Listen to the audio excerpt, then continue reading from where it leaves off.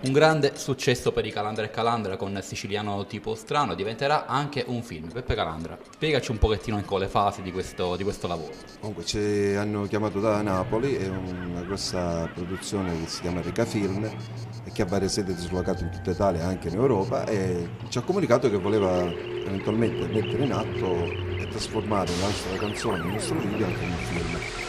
Questo qua lo dico anche per chi volesse partecipare ai casting, a gennaio saranno aperti i casting a Palermo, per cui è una bellissima novità per noi che ci gratifica ancora di più per tutto il lavoro svolto e per quello che ci sta dando Siciliano tipo strano. Ecco, le location quale saranno per questo film? Ma saranno sicuramente, ci hanno comunicato almeno per quello che sappiamo, a Palermo, a Napoli e a Torino. Invece quali sono i premi, insomma, parlavamo prima dietro le quinte, insomma, di alcuni premi per questo lavoro. Sì, Siciliano tipo strano, se vogliamo chiudere un po' l'anno, appunto fare un bilancio, diciamo che ci ha portato 7 premi nazionali, abbiamo vinto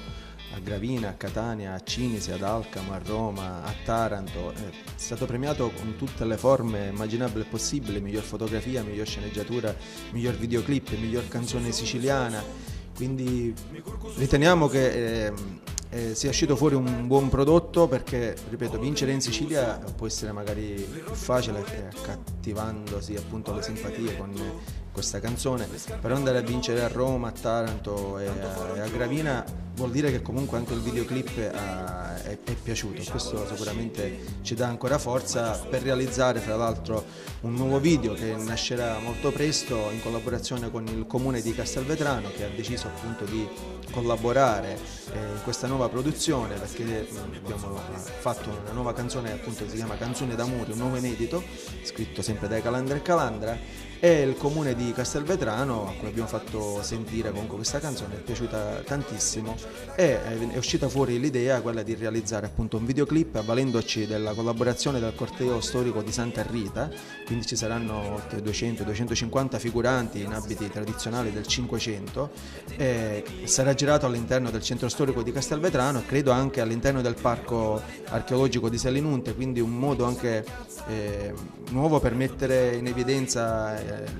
appunto la nostra storia, la nostra cultura attraverso una canzone siciliana. Calandra e Calandra anche su reti nazionali invece. Sì, è uscita anche quest'altra novità, ci ha contattati Mediaset per